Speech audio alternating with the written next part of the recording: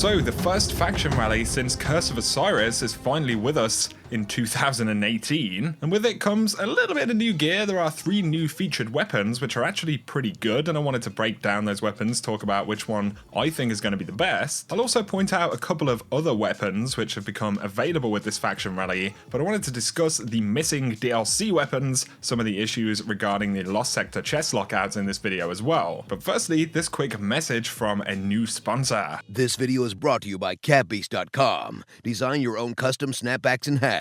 So CatBeast do some really cool products. If their custom hats and everything like that interests you, definitely check them out in the description below. To start out though, I want to talk about the new faction rally featured weapons and discuss the one that I think is going to be the best. But for Dead Orbit, it is the Hollow Earth auto rifle right here. It's a Vice auto rifle, so it actually compares to the Perseverance as well as the Valakaden and things like that. But it is a rapid fire frame archetype, so it's 720 rounds per minute. Hollow Earth has arrowhead break, hammerforge rifling, polygonal rifling. You've got ricochet rounds or steady rounds, and then you have Zen Moment. So using Perseverance as a kind of reference point right here, these auto rifles are pretty solid. You know, they have a pretty good balance of damage and rate of fire. They are the highest rate of fire archetype of auto rifles, so they're a little bit closer to kind of SMGs. I guess they're kind of in the middle, but like I said, damage wise, these things do pretty well. And on top of this, you have high magazine sizes, so 51 rounds in the Hollow Earth, so you can put out quite a bit of damage. It also makes this a bit more eligible for a kind of masterwork weapon. You know, you could go with magazine on this, so you'll actually get a few rounds in the mag as opposed to just one. But with that magazine size, you know, being so large, Zen Moment is actually going to serve you really well on this auto rifle. And considering Hollow Earth has steady rounds as well, it should handle really pretty well because it has high base stability. You can bump it up even more with steady rounds.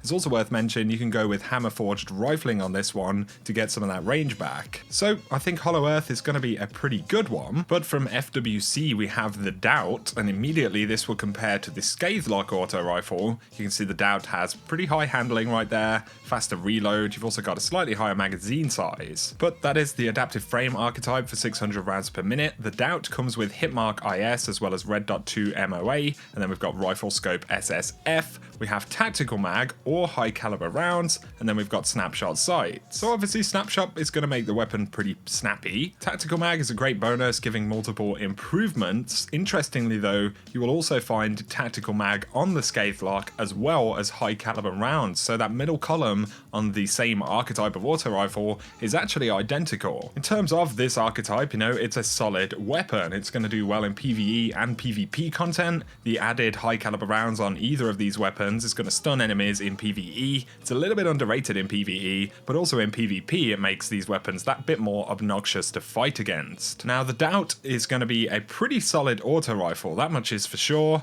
It comes with the same kind of base weapon model as the Origin story, so it's a different looking, slightly different feeling auto rifle in this archetype. But outside of that, considering that Scathelock has the same middle bonuses and then also has under pressure, which improves, you know, stability and accuracy as you fire the weapon for longer, I think Scathelock actually may be a little bit better than the Doubt. And a big part of that is that the Doubt comes with Snapshot Sights. You know, if it came with something more interesting like Rampage, I think the Doubt would definitely be right up there. That's not to say it's a bad auto rifle, I'm just trying to kind of assess its merits versus other things that are currently in the game. So the Loquitor from New Monarchy is going to be a pretty interesting one. Very interesting archetype of assault rifle right here. So 360 rounds per minute. You can see that it compares directly to the Halfdan D, which is the only other auto rifle I believe in the game, or at least legendary wise, that is like this. Stats wise, they're very close to each other. Loquitor has slightly less handling and reload, but slightly more stability and range. Now this archetype in general, just using Halfdan D as the example,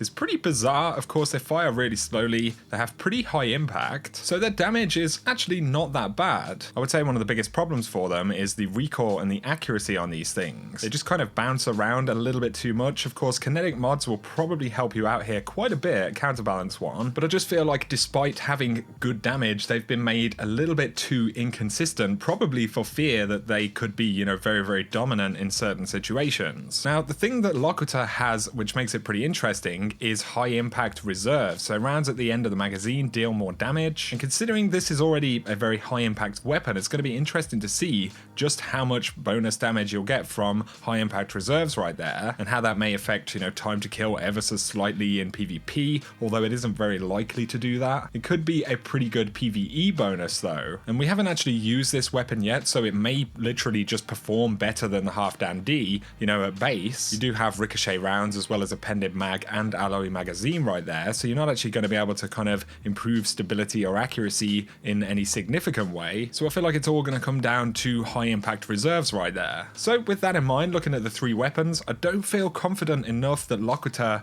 is going to be that fantastic. It's going to be different for sure. When it comes to the doubt from FWC, personally, I think just simply the fact that Scathelock is already essentially a better version of nearly the exact same thing, I feel like that really bumps the doubt down in terms of how interesting it is. It doesn't mean that it's a bad assault rifle, Scathelock is one of the best in the game, and I think the doubt could also be up there. But in terms of doing something different and masterwork potential as well, I really feel like the Hollow Earth from Dead Orbit is the most interesting weapon this time around. It's an archetype that only has a couple of weapons inside of it right now. This one comes with very good stability, good stats all around, and Zen Moment, and this is going to be a great bonus considering you have a high magazine size. You're going to be firing pretty persistently, you're going to be reloading quickly, and I just feel like Hollow Earth is going to be a really good weapon to actually go ahead and masterwork as well. I truly believe Hollow Earth is the most interesting weapon personally, but from a performance point of view, Hollow Earth and the doubt are going to be good auto rifles. It's pretty much a fact. Loquitor has the potential, but it's not entirely easy to say. So that would be my opinion on the weapons. I'm rooting for Hollow Earth. So let me know down below what you think. Do you agree with my assessment there? Or are you kind of going for a different faction? Which weapon would you love to get your hands on the most at the end of the rally? There are a couple of other weapons worth pointing out here. So there is the Timeline's Vertex from FWC. This is one that's currently in the loot pool. It's not a new Curse of Osiris weapon,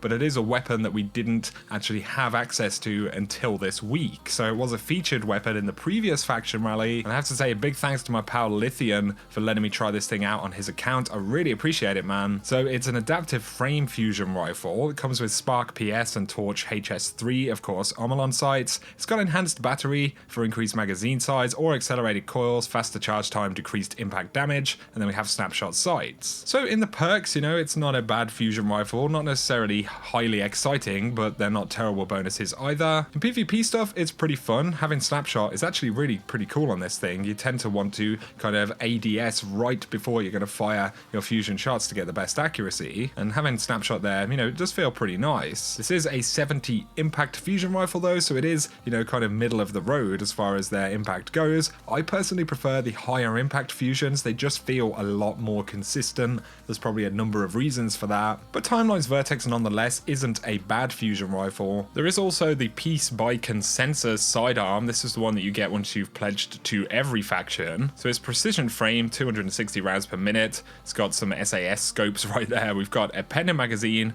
or drop mag, and then we have hip fire grip. And I've got to say thanks to my pal Jaron Malfer for letting me try this out on his account. These guys are from my Patreon.